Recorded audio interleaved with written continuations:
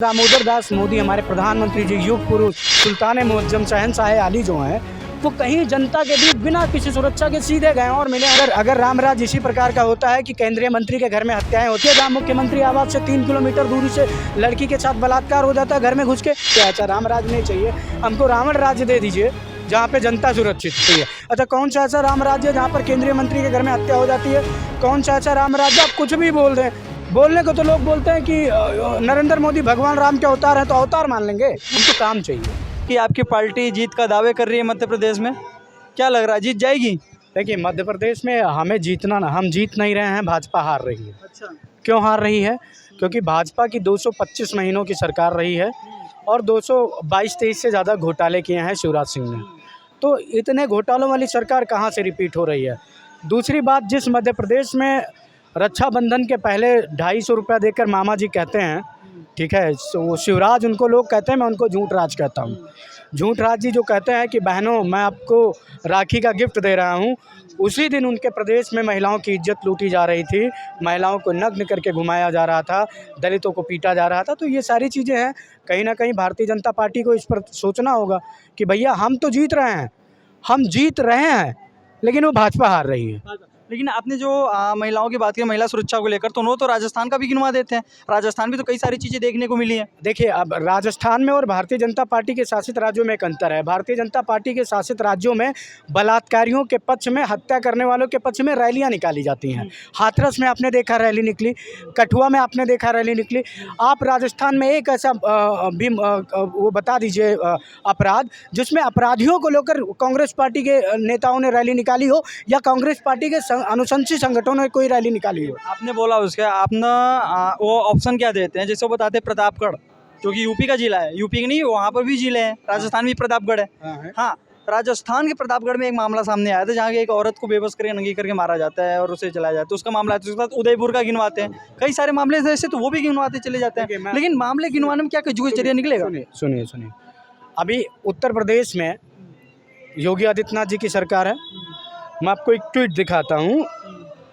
Lucknow police को मैंने किया था, मैं खुद खड़ा हुआ था, मेरे आंखों के आगे लड़की को चाकू के नोक पे उठा ले गए, वो भी पॉलिटेक्निक चौराहे से, जो लखनऊ का मतलब सबसे बिजी चौराहा है राजधानी लखनऊ में। ठीक, उसके बाद आप चले आइए, हाथरस का कांड आपने देखा किस तरह से हुआ। ठीक, ऐसे तमाम कांड मैं आपको गिना सकता हूँ जहाँ महिलाएं लखनऊ में कौशल किशोर के घर में, जो केंद्रीय मंत्री हैं कौशल किशोर, मोहनलालगंज से सांसद हैं, उनके घर में एक लड़के की हत्या कर दी गई।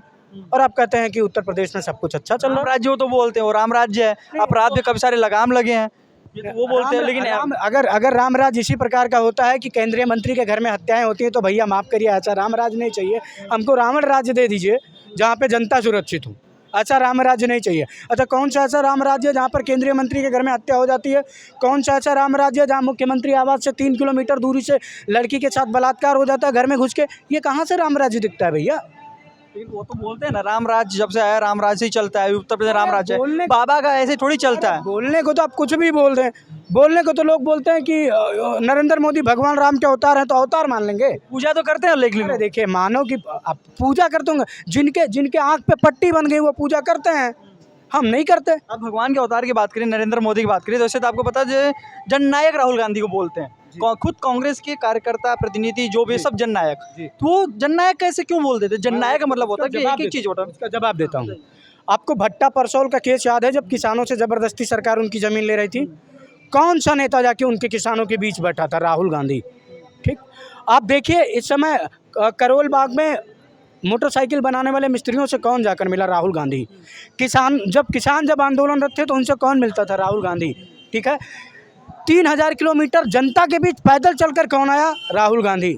अरे भाई, जननायक वही जो जनता के बीच में रहे, जनता से जिसकी बातचीत होती है वही जननायक है। और ये हम थोड़ी ना कह रहे हैं भैया।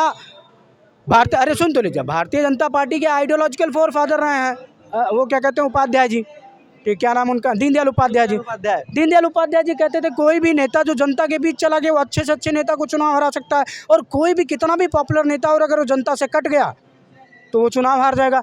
आप मुझे एक चीज़ बता दीजिए, जहाँ नरेंद्र दामोदर दास मोदी हमारे प्रधानमंत्री जी, युग पुरुष, सुल्तान मुअज्जम, शहंशाह आली जो हैं, वो कहीं जनता के बीच बिना किसी सुरक्षा के सीधे गए और मिले हों। या उन्होंने एक सिंगल प्रेस कॉन्फ्रेंस की हो पिछले 10 साल में? नहीं की। हाँ, मन की बात करते हैं। आपको मैं मन की बात का इतिहास बता दें तो मन की बात का यूट्यूब पे प्रसारण जाता था, कमेंट का सेक्शन ऑफ कर दिया गया। मन की बात का ट्विटर पे प्रसारण जाता था, कमेंट का सेक्शन ऑफ कर दिया गया। क्यों कर दिया गया? लोगों ने जब रिप्लाई करने का मौका मिला तो लोगों ने बताया मोदी जी ये आपकी जो बतौलेबाजी है ये हमको नहीं चाहिए, हमको काम चाहिए। आज बता दूं आप, लेकिन बोलते हैं ना काम दमदार, ये तो वही नारा देते हैं। हाँ, मैं आपको बताता हूँ, काम दमदार है।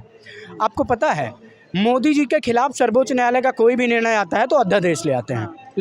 ये आप केजरीवाल वाले तो बात नहीं कर रहे, जो दिल्ली वाले की बात कर रहे हो आप। अध्यादेश ले आए ना, दिल्ली मुद्दे पर अध्यादेश लेकर आए। चीफ जस्टिस ने जो इलेक्शन कमिश्नर की नियुक्ति में खुद को शामिल किया, उस पर अध्यादेश लेके आए। ये बताइए जो एक अध्यादेश और आने वाला है। मैं उसका जवाब आएगा तब देखेंगे ना, अभी जो आया वो बताया मैंने आपको। आप देख लीजिए, 3 करोड़ से ज़्यादा बीएड किए हुए बच्चे सुप्रीम कोर्ट के एनसीटीसी पे दिए गए निर्णय से प्रभावित है, वो आंदोलनरत हैं। उसमें मोदी जी से नहीं लाया जाता अध्यादेश। क्यों? क्योंकि वो 3 करोड़ युवाओं की आवाज़ नहीं सुन रहा है।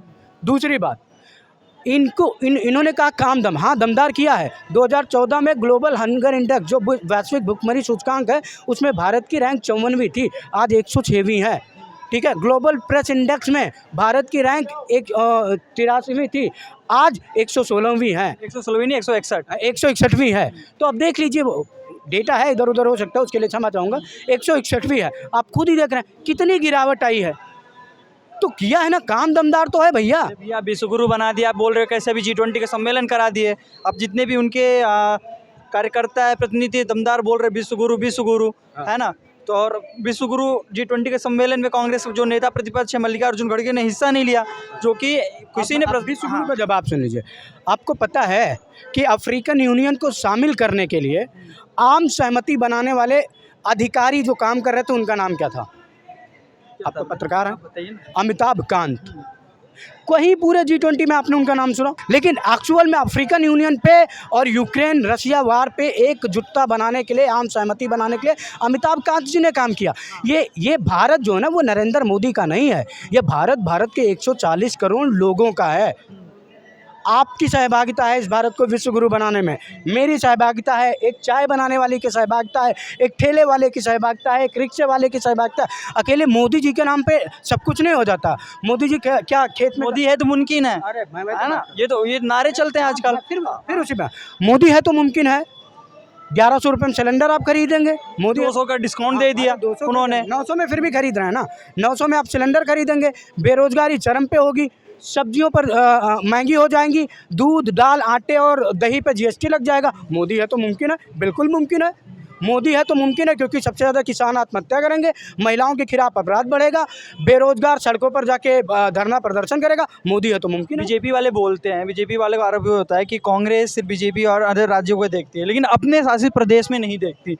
अपने शासित प्रदेश में नहीं देखती। अगर बात किया जाए अगर अपराध को लेकर, तो राजस्थान में से देखा जाए तो नंबर 1 में भी आता है, महिलाओं को लेकर, सुरक्षा को लेकर। क्या गहलोत सर इस पर क्या एक्शन लेता है? 24 आवर्स का आपको फिर से देखने की आवश्यकता है। मैं देख रहा हूँ, मैं सुनिए तो महिलाओं के विरुद्ध समेकित अपराध में नंबर 1 पे उत्तर प्रदेश है। ठीक है, अब आ जाते हैं बेरोजगारी पे। बात करिए ना, इस देश में किस राज्य में सबसे कम बेरोजगारी है? आपको पता है? छत्तीसगढ़। राजस्थान और छत्तीसगढ़ जो है, छत्तीसगढ़ कांग्रेस शासित राज्य है, बीजेपी शासित नहीं। ठीक है, वहाँ पर भी तो नेता जो प्रतिपक्ष है उनके, जो रमन सिंह हैं, वो भी तो चले हैं। नहीं चलिए, देखिए रमन सिंह जी छत्तीसगढ़ से गायब हैं, दिखते कहाँ हैं। ठीक है, उनकी तो कोई प्रेजेंस ही नहीं है। ठीक है, देखा यहाँ पर हमारे साथ जो यहाँ पर रत्नेश जी जुड़े थे, उन्होंने तमाम मुद्दों पर बातचीत की। तो देखते रहिएगा राष्ट्रवार्ता।